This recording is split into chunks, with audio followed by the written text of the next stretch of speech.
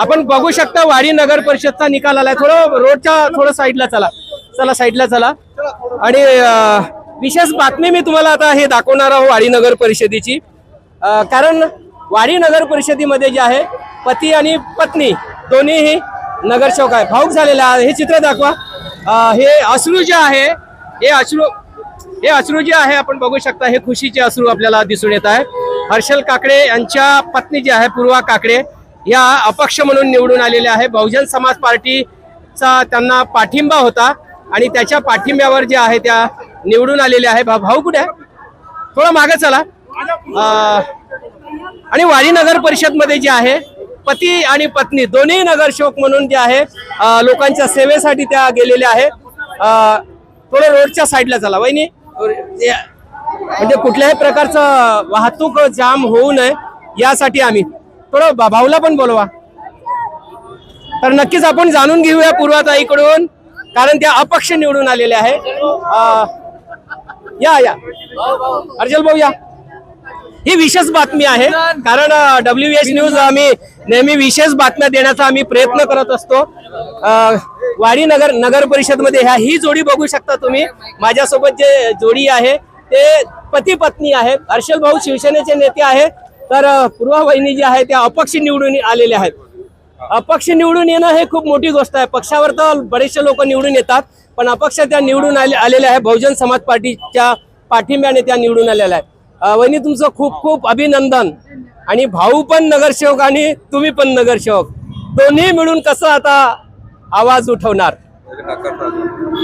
मला खूप दुःख होत आहे। माझ्या या सोबत जे होते काका, आज मी त्यांच्यामुळे निवडून आली, पण ते अजून त्यांचं रिकाउंटिंगला टाकलेलं आहे। त्यांची सीट गेली, रिकाउंटला जरी टाकलं असेल पण विजय मुंडे यांना घोषित केलेलं आहे। हो, पण आम्ही रिकाउंटिंगला टाकलंय। रिझल्ट आल्यानंतरच आम्ही सगळं करू, तोपर्यंत काही आनंद झालेला नाही। मला आनंद नाही झाला असेल। तुम्ही जरी निवडून आल्या पण तेवढा आनंद नाही तुमच्या सोबत काका जर निवडून आले असते तर विषयच काही वेगळा असता। पण तुम्ही आता धम्मकीर्ती नगरचं तुम्ही नेतृत्व आहे, काका जरी नसले पण काकाचा आशीर्वाद घेऊन पुढचं तुम्ही राजकारण धम्मकीर्ती नगर मधून करणार आहे, कारण तुम्हाला हा एक पहिल्यांदा चान्स मिळाला। काकांच्याच नेतृत्वात करणाऱ्या, काकांच्या शब्दाच्या बाहेर मी आहे नाही, ना होती ना राहणार। नेहमी काका जे म्हणेल तेच होईल। तुम्ही अपेक्षाच राहणार का शिवसेनेसोबत चालले जाणार? मी काकांसोबत आहे पहिले तर। पण हर्षल भाऊने जर म्हटलं शिवसेनेमध्ये या तर मग तो विषयच नाही। त्यांचं पक्ष ते पाहते, मी माझं पाहणार। शिवसेनेसोबत तुम्हाला काही घेणं देणं नाही? मी काकांसोबत आहे, काकांसोबत होती, काकांसोबत राहील। नक्कीच याला म्हणतात निष्ठा। मी काकांसोबत आहे, मी काकांसोबतच राहीन। काकांचे जे मार्गदर्शन घेऊन जे आहे धम्मकीर्ती नगरचा विकास करणार असं पूर्वा वहिनींनी सांगितलं आहे। हर्षल भाऊ काकडे सुद्धा आहेत।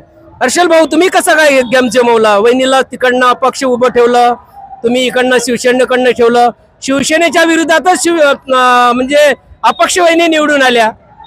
ही परिस्थिती निवडणुकीच्या पहिल्याची होती आणि त्यावेळेस ते योगायोग घडला आहे, कारण की आम्हाला असं काही समीकरण तयार करायचं नव्हतं, परंतु कुठेतरी मेंढे काकांचं ना आमचं वर्षभरापासून बोलणं झालं होतं की मी महिला तुझ्यातर्फे तुझ्या म्हणजे ग्रुपमधनं घेईल आणि आपण असं पॅनल बनवून लढू, आणि तसं आमचं नियोजन होतं। आणि वेळेवर जे आमचे शिवसेनेतून उमेदवार लढले त्यांनी काँग्रेसमधून 2दा इंटरव्ह्यू दिले आणि इच्छुक उमेदवाराचा अर्ज भरला, भाजपमध्ये गेले आणि वेळेवर ते राष्ट्रवादी काँग्रेस अजित पवार गट इथे सुद्धा गेले, भाजपमध्ये पण त्यांनी 2दा प्रयत्न केला।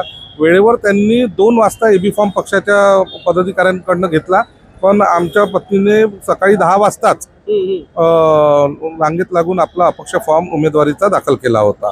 आणि ते आम्हाला नंतर कळलं की असं समीकरण झालं आहे, पण कुठेतरी आम्ही पण शब्दामध्ये हे झालो होतो, म्हणून मग मी कोणत्याही प्रकारचा आपल्या पक्षाच्या विरुद्ध तिथे प्रचार नाही केला, नाही मी कुठे मतं मागितले माझ्या पत्नीच्या। पण आता वहिनी अपक्ष निवडून आलेले आहे, तुम्ही दबाव तर टाकणार नाही शिवसेनेमध्ये येण्यासाठी की? कारण 2 कॅन्डिडेट होईल, मग तुमचे आणखी निवडून आले तर काही?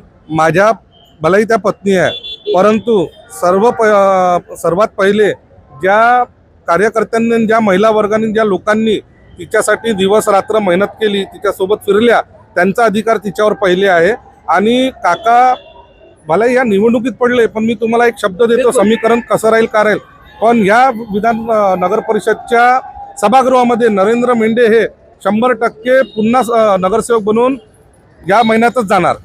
कसं जाणार? काय सूत्र आहे तुमच्या इकडे?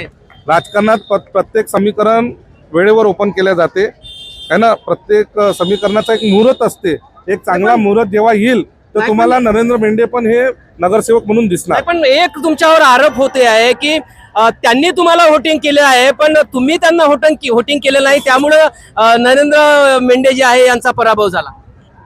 नाही नाही, ते आरोप हे तर प्रत्येक पॅनलमध्ये सुरू आहे. जे जवळचे कार्यकर्ते आहे, मेंढे काका स्वतः उमेदवार आहे, त्यांनी ह्या गोष्टी बोलल्या तर त्या गोष्टीला मान्यता देईल. कोणी काय बोलते, आता ही वेळ नाजूकच राहते.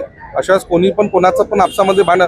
सर्वात इमानदारीनं चालणारं पॅनल वाडीमध्ये होतं तर प्रभाग क्रमांक 7चं आणि माझं 4चं होतं. त्यामुळे मला नाही वाटत की अशा आरोपामध्ये आपण लावलं पाहिजे. माझ्या पत्नी ज्या लढल्या त्यांच्या विरुद्ध 4 उमेदवार होते आणि 4ही उमेदवार कॉम्पिटिशनचे होते आणि काका जे लढले त्याच्यामध्ये कॉम्पिटिशन फार कमी होती, फक्त 3 उमेदवारांमध्ये होती आणि त्याच्यामध्ये फक्त 2 उमेदवारांमध्ये 1 by 1 होती. तिसरा उमेदवार हा कोणत्याच प्रकारे स्पर्धेत नव्हता. त्यामुळे आणि दोन्ही मेंढे होऊ शकते कुठेतरी मतदारांची दिशाभूल होऊन त्यांनी चुकून दुसऱ्या उमेदवाराला मतदान केलं. त्यामुळे नाहीतर नरेंद्र मेंढे हे मला वाटतं या युगात तरी निवडणुकीमध्ये हारणारा व्यक्तिमत्व नाही. मोठा प्रमाणात त्यांनी विकास केलाय धम्मकीर्तीनगरचा, एक चांगलं वाढ बनवलेला आहे, तरी त्यांचा पराभव झाला. आता तो पराभव कसा झाला याच्याबद्दल आम्ही त्याची शहानिशा करू, परंतु त्यांच्यावर जनतेची नाराजी होती त्यामुळे त्यांचा पराभव झाला असं कुठेच कोणी पण बोलणार नाही. ते काय समीकरण कसं घडलं त्याच्यावर आम्ही आमचं चिंतन मंथन करू आणि नंतर तुम्हाला उत्तर. नक्की. वहिनीकडून एक प्रश्न. वहिनी, आता तुम्ही शिवसेनेत जाणार नाही ना? नाही, पक्का? काकांच्या शब्दाच्या बाहेर नाही. पक्का? पक्का काका जे म्हणेल तेच होणार. म्हणजे हर्षल भाऊ म्हणतील तर नाही, काका जे म्हणेल तेच होईल. काकाजी म्हणणार. म्हणजे नरेंद्र मेंढेजी हे बहुजन समाज पार्टीचे नेते होते आणि त्यांनी जे आहे पाठिंबा दिला होता. अपक्ष म्हणून पूर्वावहिनीला उभं ठेवलं होतं. पूर्वावहिनी निवडून आलेले आहे आणि विशेष करून वाडीमध्ये जे आहे पहिल्यांदाच पती पत्नी जे आहे नगरसेवक म्हणून हे दोन्ही जातील आणि समाज कार्यामध्ये जे आहे ते राहतील अशी इच्छा त्यांनी जाहीर केलेली आहे. आणि प्रभागामध्ये जे आहे आता नरेंद्र मेंढे यांचा आशीर्वाद घेऊनच त्या पुढचं राजकारण करतील, मात्र शिवसेनेत जाणार नाही असं आज ठाम यांनी सांगितलंय. आम्ही मेंढे साहेबाला पण महिनाभरात नगरसेवक बनवू, चिंता नका करू. बघा आणि मेंढे साहेब महिनाभरात नगरसेवक बनणार असं जे आश्वासन आहे हर्षल भाऊ यांनी दिलेलं. बघूया आता काय होतं ते. तर नक्कीच तुम्ही पण गावात आहे, WH न्यूज सुद्धा वाढीतच आहे. एकंदरीतच राजकारण काय घडते ते सुद्धा पाहणं लायकच आहे. बघत राहा WH न्यूज, लाईक करा, सबस्क्राईब करा. धन्यवाद, नमस्कार.